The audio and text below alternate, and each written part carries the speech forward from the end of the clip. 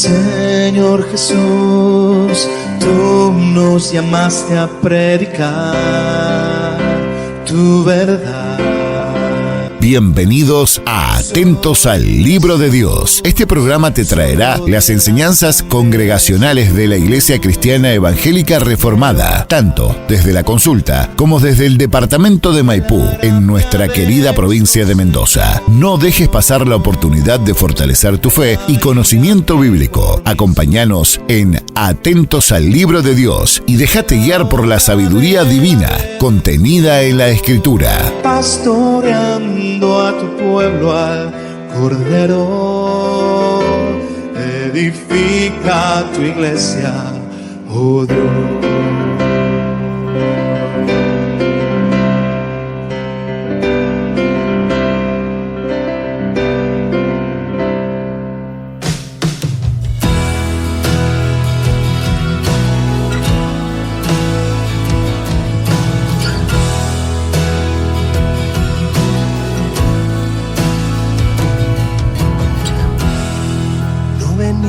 A buscar emociones, no venimos a exigir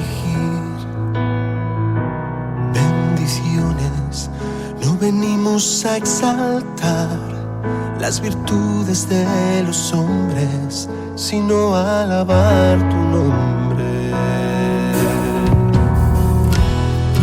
Hoy venimos a escuchar tu palabra, pastorea, buen Jesús. Nuestras almas, llévanos hasta tu cruz y recuérdanos tu gracia, que entre clavos fue forjada. Queremos oír tu voz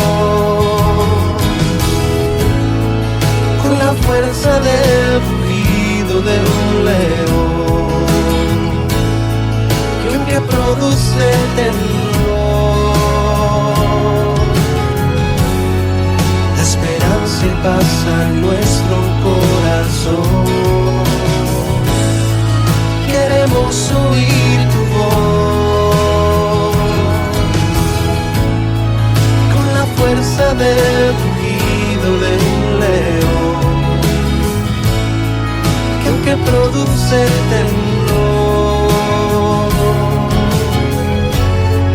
La esperanza pasa en nuestro corazón.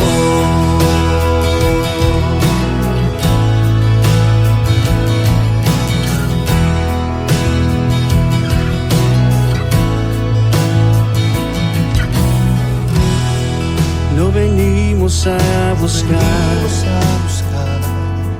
emociones, no venimos a exigir bendiciones, no venimos a exaltar las virtudes de los hombres, sino a alabar tu nombre. Hoy venimos a escuchar tu palabra, pastorea, buen Jesús. Nuestras almas, llévanos hasta tu cruz y recuérdanos tu gracia, que entre clavos fue forjada. Queremos oír tu voz con la fuerza del rugido de un león, que aunque produce temblor, la esperanza pasa en nuestro corazón. Queremos oír tu voz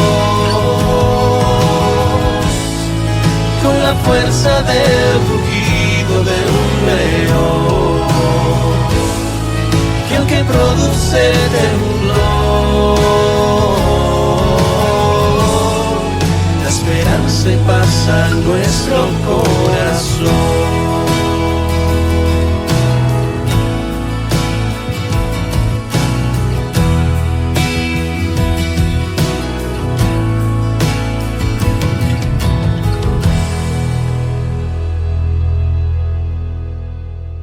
Y el título de esta predicación es "Somos justificados por las obras y no solamente por la fe". No se asusten, no nos volvimos católicos, ¿sí? Vamos a leer Santiago y vamos a ver qué tiene para decirnos la palabra de Dios. Dice así el versículo 14: ¿de qué sirve, hermanos míos, si alguien dice que tiene fe pero no tiene obras? ¿Acaso puede esa fe salvarlo? Si un hermano o una hermana no tienen ropa y carecen del sustento diario, y uno de ustedes les dice: vayan en paz, caliéntense y sáciense, pero no les dan lo necesario para el cuerpo, ¿de qué sirve? Así también la fe por sí misma, si no tiene obras, está muerta. Pero alguien dirá: tú tienes fe y yo tengo obras. Muéstrame tu fe sin las obras y yo te mostraré mi fe por mis obras. Tú crees que Dios es uno. Haces bien. También los demonios creen y tiemblan. Pero ¿estás dispuesto a admitir, oh hombre vano, que la fe sin obras es estéril? ¿No fue justificado por las obras Abraham nuestro padre cuando ofreció a su hijo Isaac sobre el altar? Ya ves que la fe actuaba juntamente con sus obras, y como resultado de las obras la fe fue perfeccionada. Y se cumplió la escritura que dice: y Abraham creyó a Dios y le fue contado por justicia y fue llamado amigo de Dios. Ustedes ven que el hombre es justificado por las obras y no solo por la fe. Y de la misma manera, ¿no fue la ramera Rahab también justificada por las obras cuando recibió a los mensajeros y los envió por otro camino? Porque así como el cuerpo sin el espíritu está muerto, así también la fe sin las obras está muerta. Oremos, hermanos. Señor, quiero pedir tu ayuda en esta mañana para que podamos juntos entender tu palabra, Señor. Señor, ayúdame, Señor, a poder anunciar el mensaje de este pasaje, a no torcer las Escrituras, a no manchar el Evangelio de la gracia, pero a decir y afirmar lo que tu palabra dice, Señor, porque todos acá necesitamos creer, entender y vivir conforme a lo que tu palabra dice, Señor. Ayúdanos a recibir tu palabra con un buen corazón, con un corazón dispuesto a someternos a ella. Señor, te pido que reines sobre tu iglesia, sobre el trono de tu palabra. Te lo pido en el nombre del Señor Jesús. Amén. Bueno, en el lenguaje del futbolero argentino, nosotros utilizamos una palabrita que es la palabra vendehumo. ¿Qué es un vendehumo en el folclore del fútbol argentino? Le decimos vendehumo a los jugadores, dirigentes, directores técnicos, ¿sí?, que hablan un montón, van a traer este refuerzo, van a ganar, van a jugar de esta manera, de esta otra, y que después no pasa nada. No vienen refuerzos, ¿sí?, el equipo se tira al fondo a colgarse el travesaño, ¿sí?, los jugadores no hacen goles. Vende humo, eso le decimos, vende humo. Ahora, déjenme contarles la historia de esta palabra, porque esta palabra no tiene que ver, no originalmente con el fútbol, ni con el deporte. ¿Bien? Antigua Roma. Existía en la antigua Roma un hombre que se llamó Vetronio Turino, ¿sí? Este hombre, Vetronio Turino, afirmaba que tenía conocidos en la casa del César, en la casa del emperador, que él tenía acceso al poder, que tenía influencia, que podía conseguir favores. ¿Y qué hacía? Ofrecía esos favores a la gente a cambio de dinero. ¿Bien? Le vendía favores por la supuesta influencia que él tenía. Era todo mentira. Era todo mentira. Él no conocía a nadie y él se enriqueció estafando a la gente. Bueno, ¿qué pasó? Un día se enteró el César, el emperador, se enteró de estas cosas que hacía Vetronio Turino, lo capturó y lo condenó a morir en la hoguera. lo condenó a morir en la hoguera por estafador. Pero el castigo que le dio fue un castigo, quiso darle un castigo aleccionador. ¿Sí? La hoguera en la cual él condenó a la muerte a Vetronio Turino, el emperador ordenó que se encienda con ramas verdes, ramas húmedas. ¿Por qué? Porque él quería que muriera ahogado por el humo antes de ser consumido por la llama. No contento con eso, el emperador puso un pregonero al frente de la hoguera a anunciar, mientras quemaban a Vetronio Turino, fumo perit qui fumos venditit, al humo perezca quien humo vende. Al humo perezca quien humo vende. Bueno, lo cierto es que todos nosotros sabemos que si nos descuidamos, si nos relajamos, empezamos a convertirnos en pequeños Vetronios Turinos, ¿sí? Vendedores de humo, ¿sí? Personas que hablan más allá de lo que realmente hacen, ¿sí? Todos experimentamos alguna vez esa relajación en nuestro cristianismo, esa desconexión entre lo que decimos, ¿bien?, y lo que realmente hacemos, entre lo que decimos que creemos y nuestra vida cotidiana. Y casi sin darnos cuenta, empezamos a vender humo, ¿sí? Sabemos de la Biblia, sabemos cómo se supone que tiene que vivir un cristiano, pero eso no va acompañado de una vida que esté transformada por esas cosas que conocemos. Bien, nosotros debemos reconocer que muchas veces nosotros somos Vetronio Turino. Si luchamos con esa tendencia egoísta a promover nuestro cristianismo con la boca, con las palabras, mientras egoístamente nos ocupamos solo de nosotros mismos. Solo de nosotros mismos.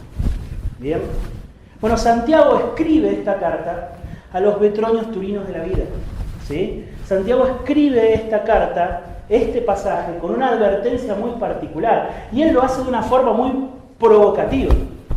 Él utiliza un lenguaje que es provocador para el cristiano, ¿sí?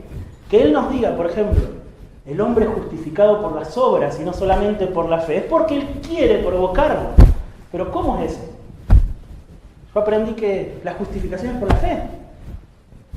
Lo hace a propósito, lo hace para provocarnos, para que... ¿Qué está diciendo este hombre? Eso quiere provocar en nosotros. Así que quiero que meditemos en este pasaje, en esta mañana, que escuchemos el provocador mensaje de Santiago como un llamado a despertar, ¿sí? Que dejemos que Santiago, por medio de estos versículos, martille sobre nuestras conciencias esta verdad. Que puesto que existe una clase de fe que es solo de palabras, que es muerta, que es estéril, como dice Santiago, y que amenaza con nuestra salvación, nosotros debemos luchar por cultivar en nuestro corazón una fe en nuestro glorioso Señor Jesucristo que se pueda demostrar por medio de obras de amor. Ese es el mensaje de este pasaje, ¿sí? Puesto que existe una fe que es inútil, que es estéril, que se va solo en palabras, esa fe existe, Santiago nos quiere advertir y nos quiere llamar a que cultivemos en nuestro corazón una fe en nuestro glorioso Señor Jesucristo que se pueda demostrar por medio de obras de amor. ¿Bien? Entonces, para que nosotros podamos entender este pasaje, seguir el argumento de este pasaje tiene dos partes. En una primera parte, él es como que él anuncia este tema que él quiere proponernos. ¿Bien? Y luego, en una segunda parte, él arma como una especie de diálogo con un objetor imaginario.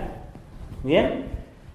En donde, respondiéndole a este objetor, él va a tratar de demostrarnos y de persuadirnos, de convencernos, de que nuestra fe, si no se traduce en obras de amor, entonces es una fe muerta. ¿Bien? Entonces vamos a la primera parte, que es la declaración, la afirmación provocadora que va a hacer Santiago. Fíjense el versículo 14. ¿De qué sirve, hermanos míos, si alguien dice que tiene fe, pero no tiene obras? ¿Cuál es la respuesta a esa pregunta? ¿De qué sirve si alguien dice que tiene fe, pero no tiene obras? La respuesta es, no sirve de nada. Esa es la respuesta. ¿Bien? Segunda pregunta, ¿acaso puede esa fe salvarle? Respuesta, ¿cuál es? No. Entonces, si estas preguntas las leemos en forma de afirmación, lo que nos está diciendo Santiago es: hermanos míos, si alguien dice que tiene fe pero no tiene obras, no sirve para nada. Y esa fe no lo puede salvar. Esa es la declaración provocadora que Santiago está haciendo en este versículo. ¿Bien?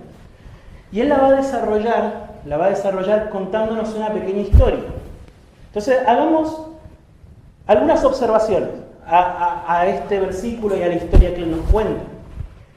Primera observación. Si nuestro cristianismo no es provechoso para amar y bendecir a nuestros hermanos, entonces no sirve para nada. Esa es la primera observación que hace Santiago. Fíjense la historia que él cuenta. Él dice, versículo 15, si un hermano o una hermana no tienen ropa, carecen de sustento diario, y uno de ustedes les dice, vayan en paz, caliéntense, sáciense, pero no les dan lo necesario al cuerpo, ¿de qué sirve? Respuesta, de nada. O sea, lo primero que él dice es que si nuestro cristianismo no es provechoso para amar y bendecir a nuestros hermanos, entonces no sirve para nada. Esas son las palabras de Santiago. Segunda observación. Si nuestra fe en Jesús son solo palabras, no solo no le sirve para nada a nuestros hermanos, sino que tampoco sirve para nuestra salvación. Eso está diciendo Santiago. ¿Acaso puede esa fe salvarlo? No puede. No puede. Tercero, y clave para entender este pasaje. Clave. Santiago acá no está planteando como un versus de fe versus obras. No está planteando. No es salvación por fe o salvación por obras. Santiago acá está planteando fe verdadera versus fe falsa. ¿Se entiende? Ese es el versus que está planteando Santiago acá. Esto es clave porque nosotros podemos fácilmente entender mal este pasaje y pensar que Santiago está hablando de justificación o salvación por la fe o salvación por fe más obras. No está diciendo eso Santiago. Santiago está hablando la salvación. Ustedes piensan que la van a obtener con una clase de fe o con otra clase de fe. ¿Sí? Una fe muerta, una fe estéril, una fe que no produce frutos, o una fe que se va a ver por medio de frutos. Esto es muy importante para entender este pasaje. Bien, esta clase de fe, bien, eso se ve clarito en el versículo 17. Fíjense lo que dice. Después de contar la historia, dice, así también, dice, la fe por sí misma, si no tiene obras, está muerta. Bien, o sea, Santiago está hablando de la fe en sí misma. Hay una fe en sí misma que no produce nada, no despierta al creyente a amar. Esa fe dice que está muerta y esa fe no puede salvarle. Pero hay otra clase de fe que sí despierta el amor en el corazón del creyente y esa fe sí está viva. ¿Se dan cuenta? No es fe versus obras, no es fe versus fe más obras tampoco, es fe verdadera versus fe falsa. Eso es lo que está planteando Santiago. Bien. Y Santiago está de acuerdo con esto. Santiago está de acuerdo con esto. Fíjense, por ejemplo, que él, cuando nos describió nuestro nuevo nacimiento, él lo describió en términos de la gracia de Dios, no como algo que ganamos nosotros con nuestras obras. Él de su voluntad los hizo nacer por la palabra de verdad. Es obra de la gracia de Dios. Nuestra salvación, Santiago dice, se preguntaba en el pasaje de la semana pasada, ¿no escogió Dios a los pobres de este mundo para que sean ricos en fe? O sea, es la gracia de Dios, es la elección de Dios, es el nuevo nacimiento que Dios produce, no son nuestras obras las que se ganan la salvación. Santiago lo sabe, ¿bien? Él ya nos lo dijo. Pero en nuestro afán, hermano, en nuestro afán por no quedar manchados, por nada que se parezca a un evangelio de salvación por obras, corremos un riesgo que es contra el cual Santiago está luchando acá, que es el de desconectar por completo nuestra fe en nuestro glorioso Señor Jesucristo de las obras de amor que esa fe debe producir. No podemos desconectarlas, y eso es lo que Santiago está tratando de hacer acá.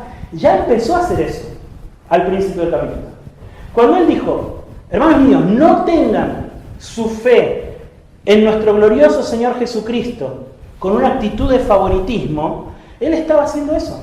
Estaba tratando un pecado puntual, el pecado de la discriminación. Y él dice, si ustedes tienen fe en el glorioso Señor Jesucristo, eso es incompatible con el pecado de la discriminación. Lo que va a hacer Santiago ahora es generalizar esta idea y aplicarla no solo al pecado de la discriminación, sino a la vida cristiana en general. ¿Bien? Nosotros lo que tenemos que hacer es luchar contra nuestra tendencia a desconectar lo que decimos, lo que creemos de cómo vivimos. Santiago dice, eso no se puede desconectar. Eso está unido, porque la fe verdadera, o mejor dicho, la fe que está desconectada de esa forma de vivir, es una fe que está muerta. ¿Bien?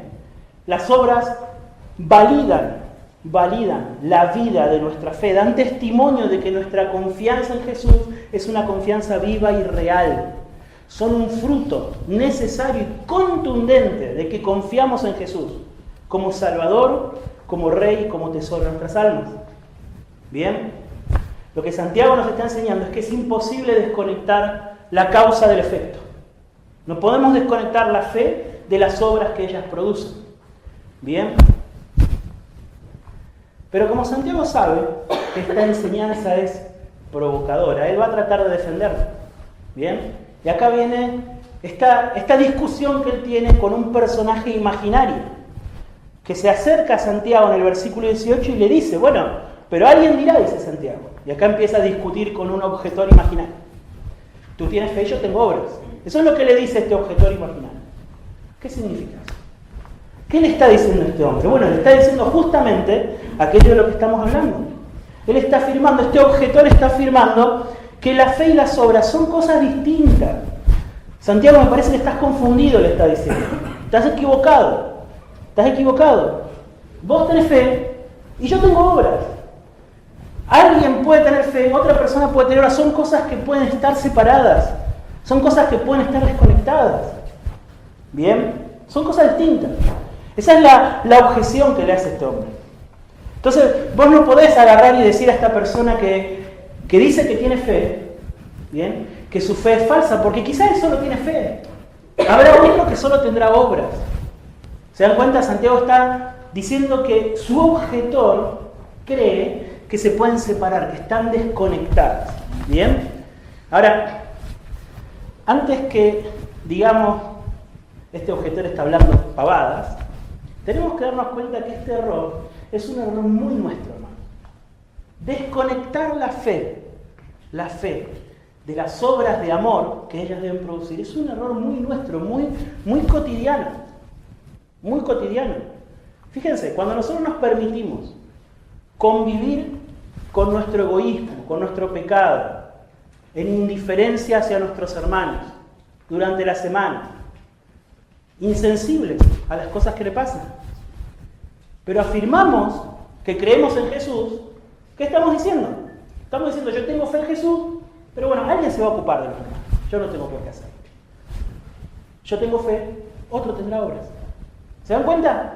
Decimos que creemos, pero estamos muy ocupados en nuestro mundito.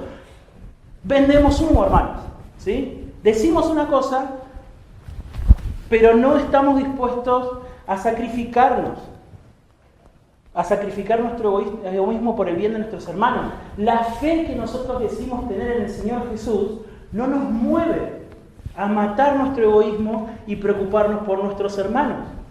Yo tengo fe, otro tendrá las obras, otro se encargará. Ya va a haber otro que va a estar pendiente del hermano, ¿sí? Cuando nosotros no permitimos que las necesidades materiales, emocionales y espirituales de nuestros hermanos entren en nuestra agenda, cuando no permitimos que ocupen nuestro tiempo, cuando no permitimos que ocupen nuestro esfuerzo, ni que nos muevan a obrar por amor a ellos y a favor de ellos, lo que hemos hecho es desconectar nuestra fe de nuestras obras. Porque decimos que creemos en Jesús, decimos que creemos en el Evangelio, decimos que nos arrepentimos de nuestros pecados, pero que otro tendrá obras. Otro se va a encargar de los hermanos. O al revés. Sabemos que somos incrédulos, que nos hemos negado a arrepentirnos de nuestros pecados e intentamos tapar toda esa montaña, toda esa incredulidad con montañas de generosidad, con montañas de bondad hacia los demás, ¿sí? Intentando ser buenos. Bueno, yo tengo obras, no tengo tanta fe. Desconectamos. Entonces, al final resulta que este objetor se parece bastante a veces a nosotros, ¿sí? Nosotros también podríamos, si somos honestos, proponerle a Santiago, pero quizás alguno tiene fe y otro tiene obra. Bien. ¿Cómo le responde Santiago a este objetor? Versículo 18, le dice: muéstrame tu fe sin las obras y yo te mostraré mi fe por las obras. Esa es la respuesta de Santiago. Bien. Mostrame tu fe, esa fe que decís tener, mostrámela sin tus obras. Esa fe que decís que tenés sin obras, quiero que me la muestres, dice Santiago. ¿Podés? ¿Qué tiene para mostrar? Alguien que dice que tiene fe, pero no tiene obras. No tiene nada para mostrar. No tiene nada para mostrar. Porque la fe no es algo que tengo en mi bolsillo y que lo puedo poner arriba de la mesa. No es así. La fe no se puede mostrar. Quien dice que tiene fe, pero que no tiene obras, lo único que puede hacer es seguir diciendo cosas. Dice que tiene fe y va a decir un montón de cosas. Va a vender humo. Eso es lo único que puede hacer. Alguien que dice que tiene fe pero no tiene obras. Va a hablar quizás de lo mucho que sabe de la Escritura.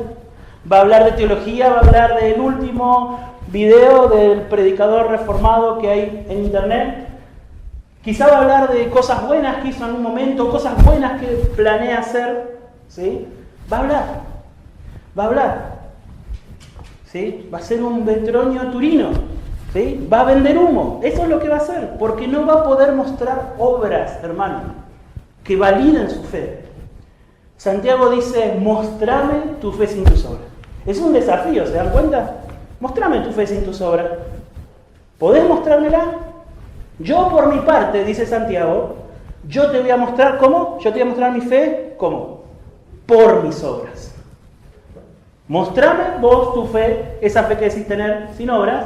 Yo mi fe te la voy a mostrar por medio de mis obras. Ese es el desafío que está haciendo Santiago, ¿sí? Porque la fe verdadera, ¿sí?, y las obras de amor son inseparables. Son una el fruto de la otra, ¿sí? Las obras son la manzana que nos dice que el árbol es un manzano. ¿Se dan cuenta? Esas son las obras. Las obras nos dicen que hay vida. Jesús no está diciendo, mostrame fe. Santiago no está diciendo, mostrame fe y mostrame obras. Santiago no está diciendo, quiero un cajón de manzanas y quiero un cajón de peras. No. Santiago está diciendo, mostrame tu fe por medio de tus obras. ¿Bien? La relación entre la fe y las obras no son dos cosas separadas que yo tengo que presentarle a Dios para ser salvo. No. ¿Sí? No es eso. La relación entre la fe y las obras no es la relación entre el cajón de peras y manzanas. No. Es la relación entre el árbol de peras y la pera. Eso es. ¿Se entiende? Es el fruto. La obra es el fruto de una fe verdadera. Y eso es lo que está diciendo. Por eso Santiago le termina diciendo a su objetor que tenga cuidado. Tené cuidado. Estás desconectando tanto la fe de las obras que tu fe se parece más a la fe de los demonios. Porque los demonios dicen que Dios es uno, ¿sí?, pero no los transforma. Eso no los transforma. Ellos tiemblan. Claro, viene el juicio. Ese Dios los va a juzgar, pero nada más.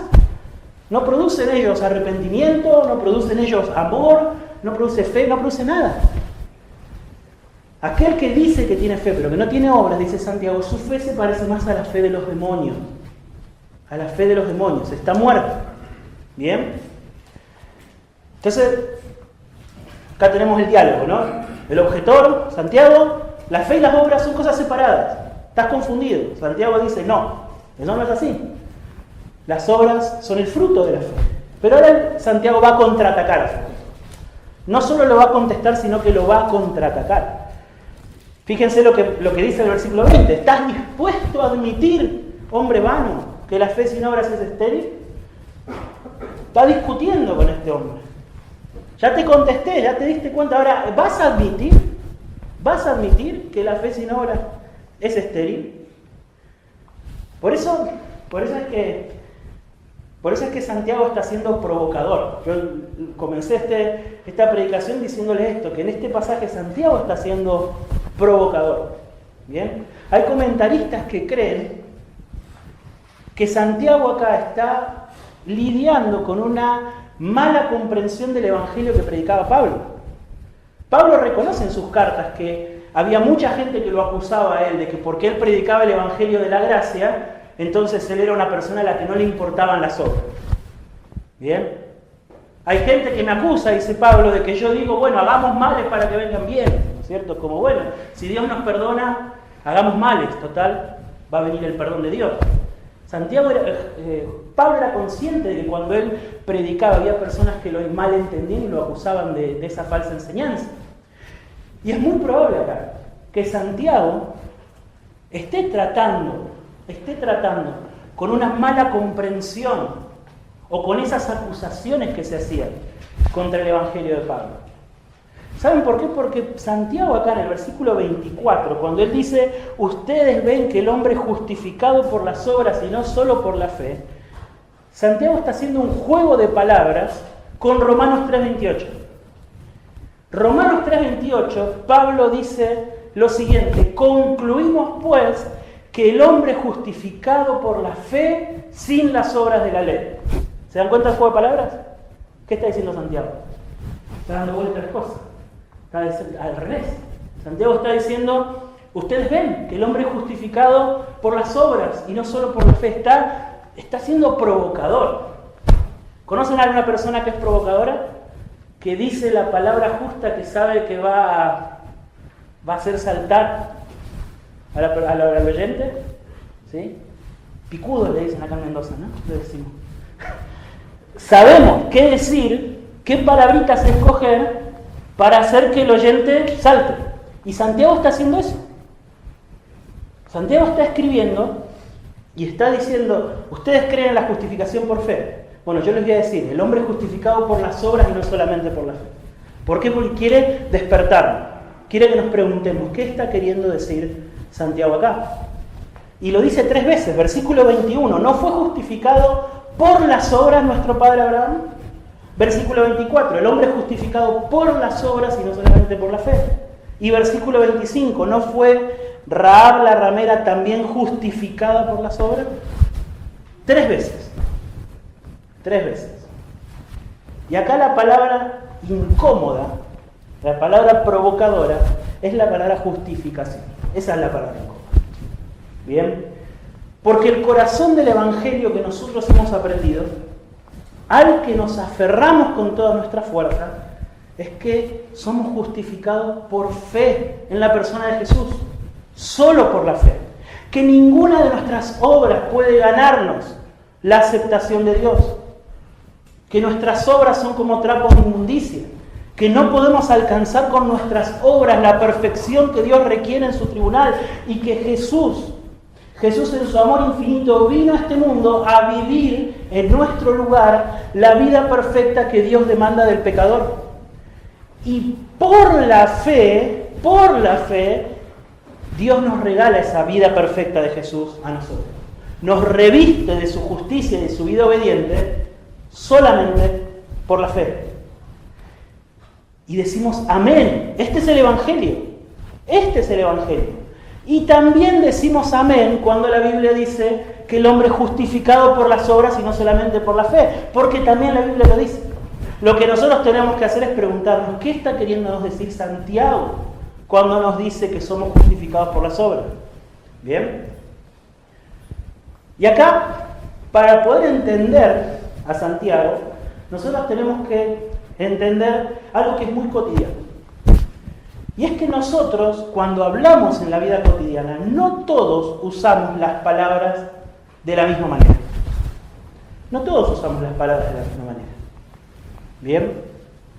A pesar de que pueden significar cosas parecidas, nosotros solemos usar las palabras cada uno con su particularidad y por cómo ha aprendido y lo que ha vivido, utiliza ciertas palabras con ciertos matices que pueden ser distintos a cómo los utiliza otra persona. Entonces acá la clave está en entender que Santiago y Pablo no usaron la palabra justificación de la misma manera. Entonces un poquito, quiero que me acompañen con argumentos. Tratemos de estar concentrados porque esto es clave para entender este pasaje. ¿Bien? Hermanos, Santiago era judío. Pablo también, pero por ahora concentrémonos en Santiago. Santiago era judío, no solo era judío, él era pastor de la iglesia en Jerusalén, o sea, él ministraba a judíos. Esta carta fue escrita a judíos. Santiago, siervo de Dios y del Señor Jesucristo, a las 12 tribus que están en la dispersión. ¿Sí? Esta carta fue escrita a judíos. Entonces, el vocabulario que usa Santiago y todo lo que Santiago nos dice es muy del Antiguo Testamento, hermanos. Es muy del Antiguo Testamento. Es el bagaje que tenían los judíos, bien, de la época de Santiago, y el vocabulario y los significados y la doctrina, la teología que ellos tenían era del Antiguo Testamento, la palabra de Dios. Bien. Cuando nosotros estudiamos el Antiguo Testamento y cómo el Antiguo Testamento se refiere a la justicia, al justo y a la justificación, el énfasis del Antiguo Testamento es que la justificación es el evento final, es el veredicto en el día del juicio. ¿Sí? En donde Dios va a declarar que un hombre es justo. En el día del juicio, es un evento futuro. Eso es la justificación en el lenguaje del Antiguo Testamento. Bien, la justificación entonces para Santiago y para sus lectores tiene que ver con el día del juicio final. Cuando Dios declare finalmente que un hombre va a ser justo o que va a ser culpable. Bien, y así va a ir a la condenación o no. ¿No es cierto? Ahora, nosotros examinamos la semana pasada que ese día, el juicio final, ¿cómo vamos a ser juzgados? Miremos, versículo 12 del capítulo 2. Así hablen ustedes y así procedan como los que han de ser juzgados por la ley de la libertad, que Santiago lo resumió en una ley: amarás a tu prójimo como a ti mismo. Ahora, ¿qué significa? Lo explicamos la semana pasada, pero esto es muy importante, así que lo vamos a repetir. Significa que en el día del juicio Dios va a ser el gran contador que va a anotar en una columna mis malas obras, en una columna mis buenas obras, y depende del saldo me va a justificar, o sea, va a declarar el veredicto a mi favor o en contra. No significa eso. Pero lo que sí significa es que en el día del juicio mis obras van a ser la evidencia de que yo confío o no confío en Jesús. El juicio del día final va a ser conforme a la ley de la libertad. ¿Sí? El juicio en el día final, como dijo el Señor Jesús, ¿sí? Viene el día en el que los muertos oirán la voz del Hijo del Hombre, y los que hicieron lo bueno resucitarán una resurrección de vida, y los que hicieron lo malo una resurrección de condenación. ¿Salvación por obras? No. Porque los que hicieron lo bueno porque confiaron en Jesús. Y los que hicieron lo malo porque no confiaron en Jesús. Bien, las obras son como el testigo en el juicio. ¿Sí? En el día del juicio, la única forma en la que un hombre va a poder ser declarado justo es si está revestido por la justicia de Cristo. Esa es la única forma. ¿Cómo un hombre recibe la justicia de Cristo? Por la fe. Por la fe. ¿Cómo en el día del juicio se va a dar testimonio de que ese hombre tuvo fe? Por las obras de amor públicas que ese hombre hizo durante su vida. No va a existir tal cosa como un hombre justificado por la fe, pero que vivió persistentemente como un diablo. No existe eso. Porque la fe que está viva es una fe que tiene obras de amor. Entonces, importante, ¿Cómo somos declarados inocentes? Revestidos por la justicia de Cristo. ¿Cómo somos revestidos por la justicia de Cristo? Solamente por la fe, sin ninguna obra. No nos ganamos la justicia de Cristo. ¿Cómo se atestigua de que nuestra fe es verdadera? Porque la fe verdadera produce obras. La fe obra por el amor, dice Pablo. ¿Sí?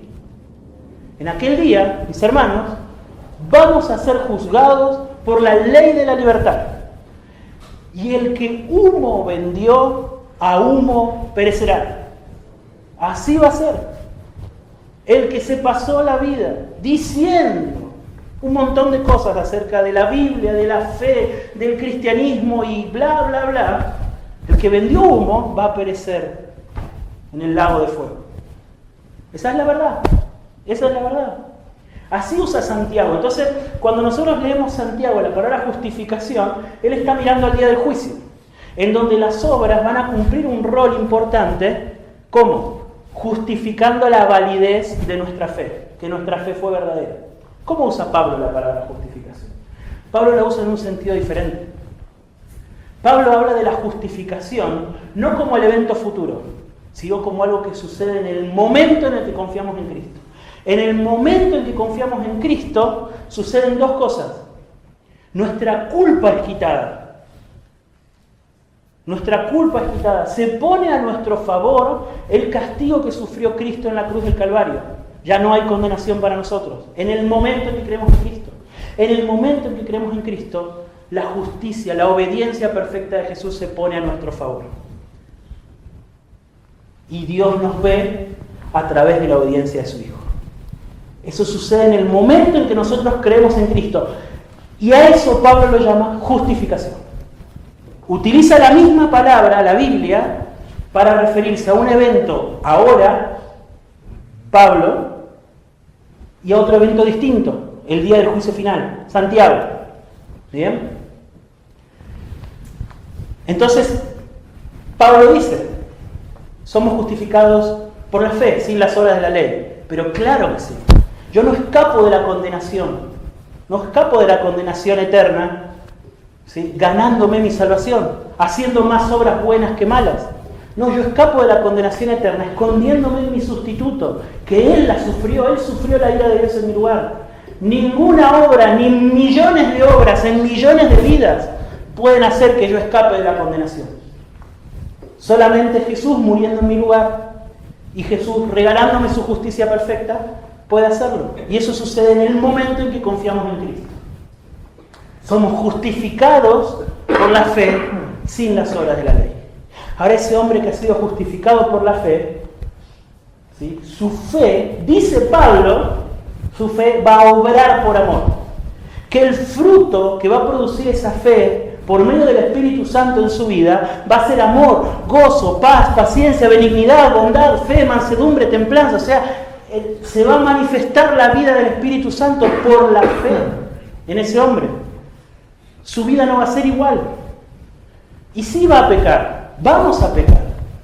El que dice que no peca es mentiroso, dice la palabra. Vamos a pecar. Pero nuestra vida va a ser marcada de forma característica por el amor. La fe obra por el amor. La fe obra por el amor. La fe en Cristo nos libra del egoísmo, del egocentrismo, del orgullo. Nos libra de eso, de todo eso. Y nos permite obrar por amor. Y cada una de esas obras de amor van a ser en aquel día, en el día del juicio final, van a ser presentadas como un justificativo de que este hombre que dice que cree en Cristo, no solamente dice, no está vendiendo humo, de verdad creyó en Cristo. Fíjense, su fe obró por amor. Y en aquel día vamos a ser justificados por las obras, y no solamente por la fe que decimos tener. ¿Se dan cuenta? Esa es la forma en la que interactúan nuestras obras, nuestra fe con la justificación. Eso es lo que nos está queriendo enseñar acá Santiago. Y eso fue lo que pasó con Abraham. Santiago acá nos pone dos ejemplos. En primer lugar, el ejemplo de Abraham. Él dice, ¿no fue justificado por las obras Abraham nuestro padre cuando ofreció a su hijo Isaac sobre el altar? Dice, ya ves que la fe actuaba juntamente con sus obras. Y como resultado de las obras la fe fue perfeccionada y se cumplió la escritura que dice: y Abraham creyó a Dios y le fue contado por justicia. Bien, esta dinámica del ahora y del futuro es lo que está pasando acá con Abraham. Bien, ¿por qué? Bueno, dijimos hace un momento, los lectores de Santiago eran judíos. Ellos conocían el Antiguo Testamento. Conocían, como varios de ustedes conocen el Antiguo Testamento, y saben que acá no hay un solo evento, acá hay dos eventos que está mencionando Santiago. Fíjense que acá Santiago está diciendo que Abraham fue justificado por las obras cuando ofreció a su hijo Isaac en el altar. ¿Se acuerdan? Una historia muy conocida. Dios le dice a Abraham: dame tu hijo, tu único, quiero que me lo des en sacrificio. Abraham lo lleva con todo el dolor de su corazón, lo lleva al monte que Dios le había señalado, y justo en el momento en que lo está por matar, Dios lo detiene. ¿Bien? Y dice que en ese momento se cumplió la escritura que dice: Abraham creyó a Dios y le fue contado por justicia. ¿Saben qué? Ese es otro evento, hermanos. Un evento que sucedió muchos años antes, décadas antes. ¿Sí? En Génesis 15, Dios le hace una promesa a Abraham. Dios hace un pacto con Abraham, mejor dicho. Y le dice: yo voy a hacer tu descendencia. Mirá las estrellas, le dice. Yo voy a hacer que tu descendencia sea como las estrellas, que nadie la va a poder contar. Dice. Y dice Moisés que cuando Dios le hizo esa promesa, Abraham creyó a Dios y le fue contado por justicia. En ese momento, cuando Dios le hizo esa promesa, Abraham creyó a Dios y le fue contado por justicia. ¿Por qué nos dice la palabra que se perfeccionó la fe de Abraham en ese momento? Y que en ese momento Abraham fue justificado por las obras, muchos años después, cuando ofreció a su hijo sobre el altar. ¿Qué le prometió Dios a Abraham? Un hijo, una descendencia innumerable. Dios le prometió a Abraham un hijo. Y Dios, 2 capítulos más adelante, en Génesis 17, le dice: Isaac es el hijo que te prometí, no tus otros hijos, es Isaac. Entonces, cuando Abraham sube al monte, nos dice el autor a los hebreos, nos dice el apóstol Pablo, mejor dicho, en Romanos capítulo 4, bien, que Abraham subió a ese monte convencido de que aunque él matara a su hijo, Dios lo iba a resucitar entre los muertos. ¿Por qué? Porque él le había hecho la promesa de que en ese hijo iba a tener descendencia. Entonces no había forma. Era más probable para Abraham que Dios resucitara a Isaac entre los muertos a que él deje de cumplir su pacto, su promesa. Esa obra que hizo Abraham justificó que esa confianza que había tenido muchas décadas antes era verdadera y que efectivamente ahí se le había sido contada por justicia y fue justificado por las obras. Su obediencia, esa obra, no fue esa obra la que se le contó por justicia, sí, faltaban muchas décadas para que Abraham hiciera eso. Pero esa obra fue el fruto, fue la meta, por eso dice: se perfeccionó la fe de Abraham, porque esa fue la meta que alcanzó, así de lejos llegó la fe de Abraham, nos está diciendo Santiago. Que él creyó, estuvo dispuesto a sacrificar a su hijo. Y fíjense que acá Santiago, en la forma en la que él elige las palabras, nos deja en claro que la fe y aquella obra no son dos cosas distintas. ¿Qué nos dice el versículo 22? Que la fe actuaba juntamente con las obras, ¿lo ven? La fe actuaba, no son dos cosas desconectadas, hermano. Dios no justificó, no declaró justo a Abraham porque creyó y porque estuvo dispuesto a sacrificar a su hijo. No. Dios justificó a Abraham por la fe. Fe que alcanzó su meta, su perfección, el día en que él estuvo dispuesto a sacrificar a su hijo, porque creía que aunque él matara a su hijo, Dios lo iba a levantar de entre los muertos. Y dice Pablo, de la misma manera, Dios va a justificar por la fe a todos nosotros que creemos en Dios, que levantó de los muertos a su hijo, el cual fue entregado por nuestras transgresiones y levantado para nuestra justificación. Así como Abraham creyó que Dios estaba dispuesto a levantar a su hijo de entre los muertos, y así se perfeccionó la fe por la cual él fue justificado, mi hermano, mi hermana, aquellos de ustedes que creen en aquel que levantó de los muertos a Jesús, reciben por gracia y solamente por la fe la justicia de Cristo a su favor y son libres de toda condenación. Y no solamente son libres de condenación, son libres para vivir una vida de amor hacia sus hermanos y hacia los demás. Una vida de amor que va a ser el fruto de esa fe que ponen en el Dios que levantó de los muertos a su Hijo. Podemos ver, hermanos, que la fe de Abraham actuó juntamente con sus obras. Y aún hoy, miles de años después, nosotros podemos ser testigos de la fe de Abraham. Por causa de sus obras, por causa de lo que él hizo.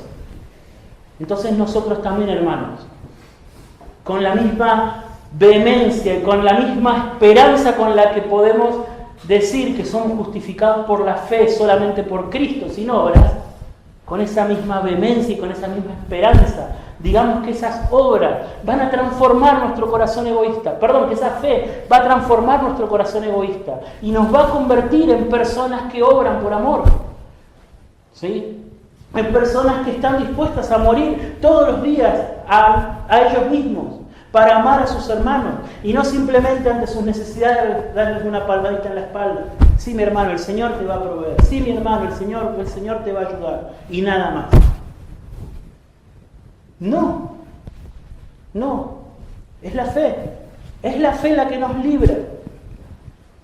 La que nos libra de ser Vetronio Turino. Es la fe, ¿sí? Podemos nosotros también decir que el hombre es justificado por las obras y no solo por la fe. Y lo decimos sabiendo que todo aquel que tenga una fe viva y salvadora, verdadera, va a ser afectado en toda su vida, en toda su conducta, por esa fe. Y que esa vida y esa conducta va a ser la evidencia contundente en el día del juicio de que esta persona, de que nosotros hemos confiado en Jesús y que fuimos revestidos de su justicia. Mis hermanos, la fe que no produce obras está muerta. Está muerta. Tenemos que enfrentarnos a esa realidad.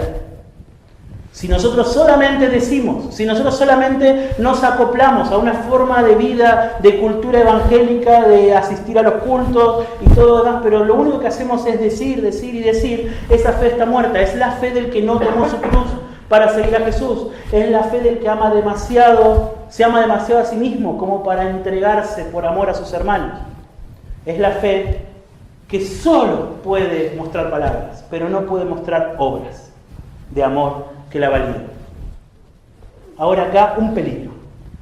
Y con esto quiero terminar. ¿Cuál es el peligro? Corremos el peligro de pensar que el remedio es, si me faltan obras, me voy a poner a hacer obras. Si mi fe está muerta, yo no puedo añadirle obras para revivirla. No, si mi fe está muerta, tengo que creer con una fe viva en Jesús. Ese es el remedio. Las obras son la consecuencia, son el efecto dominó de la verdadera fe en Cristo. Yo no puedo tirar la segunda ficha si la primera no cayó. Si hago eso, me estoy engañando a mí mismo. Estoy maquillando mi falso cristianismo. ¿Sí? Nosotros no podemos maquillar nuestra fe deficiente con algunas obras buenas. Eso es lo contrario al evangelio que nos está predicando Santiago. Nos paramos en el lugar del objetor pensando que son dos cosas distintas. La fe por un lado, las obras por otro. Entonces, mi fe más, yo digo que creo, le agrego obras, me falta eso. No. El problema es la fe. La fe. Jesús dijo, hagan el árbol bueno para que el fruto sea bueno. Eso dijo Jesús. Hagan el árbol bueno para que el fruto sea bueno. O sea, crean de verdad en mí para que esas obras, para que esa fe de verdaderas obras. Esa fue la exhortación y esa es la advertencia, mis hermanos. Esa es la advertencia. Mis hermanos, los animo que nuestra confianza en Jesús nos libere para amar, nos libere para dejar de mirarnos a nosotros mismos, que nos libre de la esclavitud a nosotros mismos, que ya no estemos aferrados a nada que nos impida entregarnos por amor a servir a nuestros hermanos, ¿sí?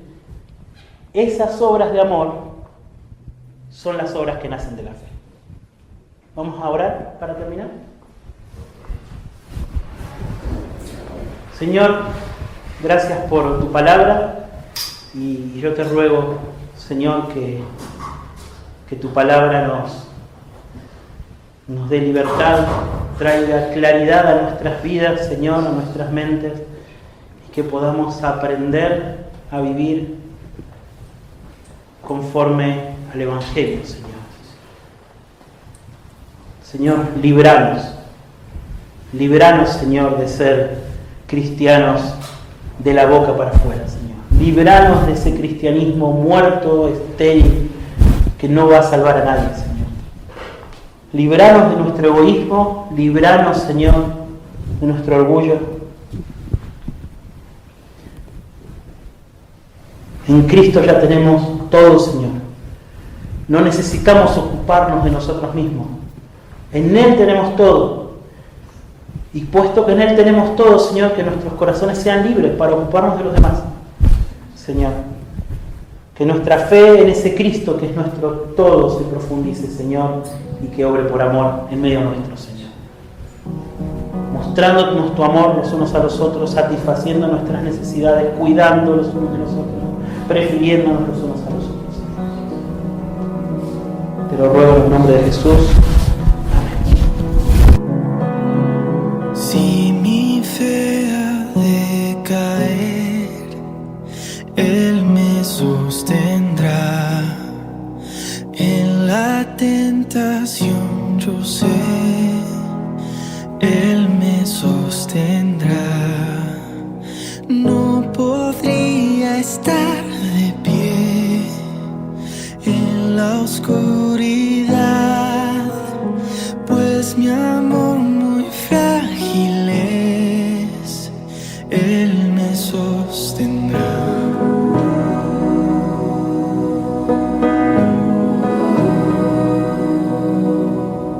Él se goza en quien salvó, Él me sostendrá. Ante el precioso soy, Él me sostendrá. Sus promesas fieles son, mi alma guardará. Alto precio Él pagó, Él me sostendrá. Él me sostendrá, Él me sostendrá. Me ama tanto el Salvador, Él me sostendrá.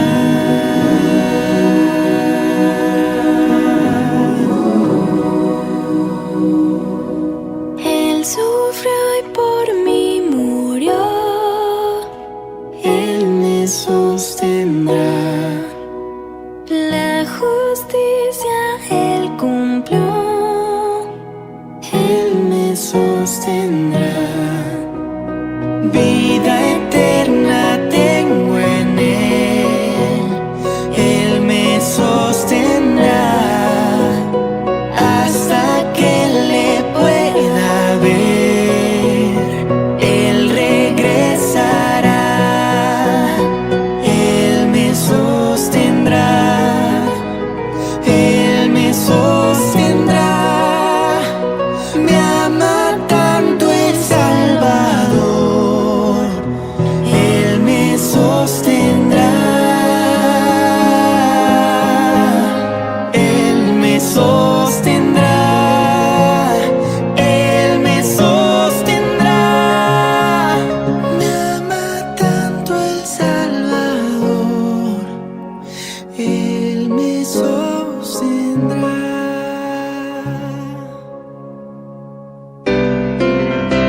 Y así llegamos al final de otro episodio de Atentos al Libro de Dios. Esperamos que las enseñanzas congregacionales de la Iglesia Cristiana Evangélica Reformada hayan sido de bendición para tu vida. Edifica tu iglesia, oh Dios. Quiero ser piedra viva en tu templo. agradecemos tu compañía y te animamos a seguir creciendo en tu conocimiento y relación con Dios a través de su palabra. Hasta la próxima y que la gracia y la paz de Dios estén siempre contigo. Edifica tu iglesia, oh Dios.